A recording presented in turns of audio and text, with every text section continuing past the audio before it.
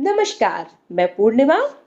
आज आपको सुनाने आई हूँ एक बहुत ही लोकप्रिय कहानी जो कि पंचतंत्र से ली गई है।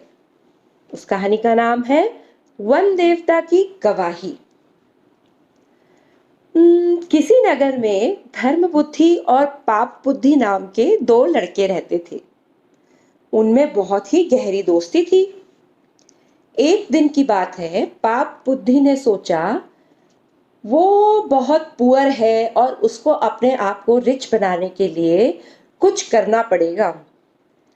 तो उसने सोचा कि क्यों ना धर्म बुद्धि बहुत इंटेलिजेंट भी है, तो उसके साथ किसी दूसरे देश में जाकर या किसी और कंट्री में जाकर हम पैसा क्यों ना कमाएं और धर्म बुद्धि के साथ साथ मैं भी बहुत रिच बन जाऊं।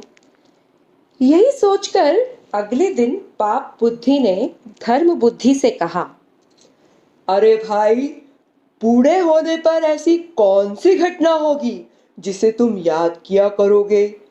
अगर दूसरे देश की यात्रा पर नहीं जाते या वहां नए नए अनुभव नहीं प्राप्त करते तो अपने बच्चों को कौन से किस्से सुनाओगे?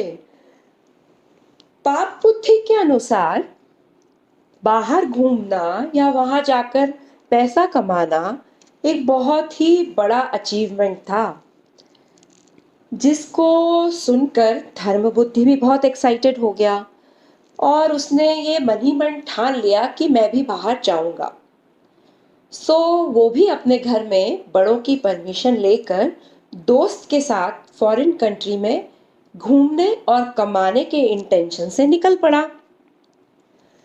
पाप बुद्धि ने भी धर्म बुद्धि के साथ उसकी इंटेलिजेंस को यूज करते हुए खूब पैसा कमाया। फिर एक दिन उनका घर लौटने का समय भी आ गया।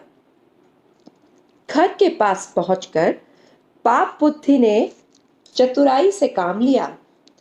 वो धर्म बुद्धि से बोला, मित्र, इस प्रकार अगर अपना सारा धन घर लेकर जाएंगे तो परिवार के सारे लोग धन मांगने लगेंगे और फ्रेंड्स को भी बांटना पड़ेगा। इसलिए हम क्यों ना जंगल में ही अपने पैसे गाड़ दें और बस थोड़ा थोड़ा पैसा लेकर घर चलें। जब जरूरत पड़ेगी तब यहां से आकर निकाल ले जाएंगे।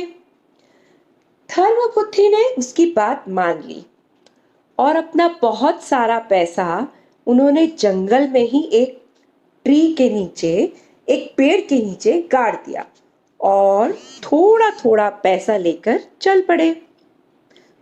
दूसरे ही दिन पाप बुद्धि आधी रात को चुपचाप जंगल में पहुंचा और वहां गाड़ कर रखा हुआ सारा पैसा खोद कर निकाल ले गया। फिर पूरा एक सप्ताह बीत जाने के बाद उसने धर्म बुद्धि से कहा, भाई, हम दोनों के ही परिवार बहुत बड़े हैं और अब हमें पैसे की जरूरत भी आ पड़ी है। चलो जंगल से थोड़ा पैसा और ले आए।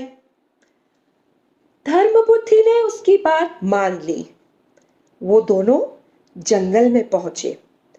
जहां पैसा गाड़ कर रखा था वहां खोदने पर उन्हें कुछ भी नहीं मिला और फिर तो चालाक पाप बुद्धि ने अचानक अपना सर पीटते हुए कहा, अरे धर्म बुद्धि, तूने मेरे साथ धोखा किया। चुपचाप यहां से सारा पैसा खोद कर निकाल ले गया और गड्ढे को मिट्टी से भर दिया। दोस्त होकर भी तूने मुझे धोखा दिया। उसमें से मेरा आधा भाग मुझे दे दो, नहीं तो मैं राजसभा में जाकर न्याय की गुहार करूंगा।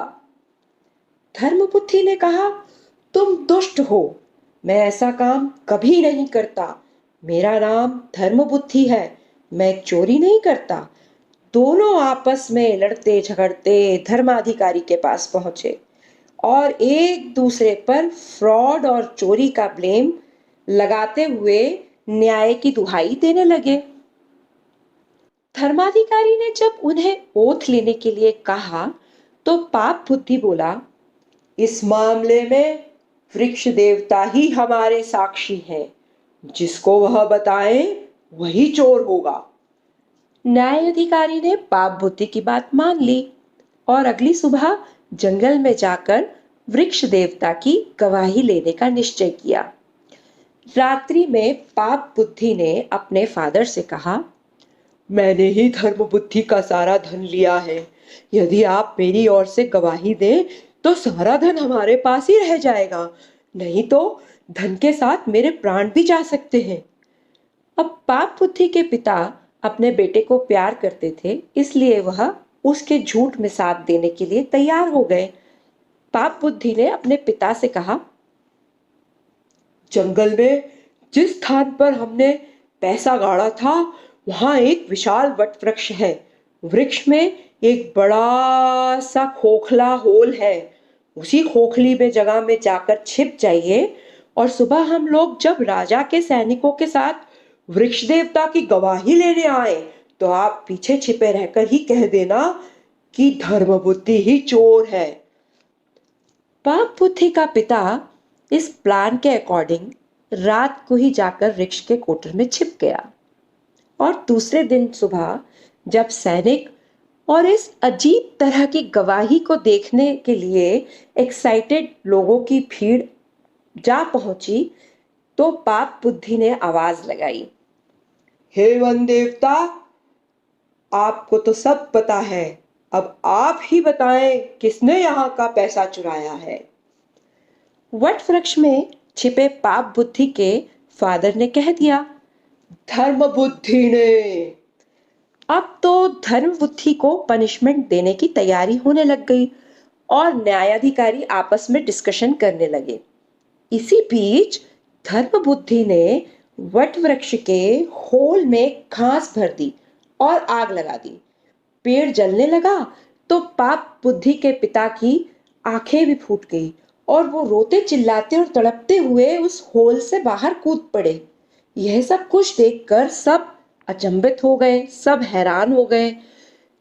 पाप बुद्धि के फादर ने सारी बात कह सुनाई और तड़प तड़प कर मर गए। फिर क्या था, पाप बुद्धि को उसी पेड़ से बांधकर सजा दी गई और धर्म बुद्धि के इंटेलिजेंस की बहुत तारीफ हुई। तो कैसी लगी आपको मेरी ये कहानी? मुझे बताइएगा जरूर। Thank you.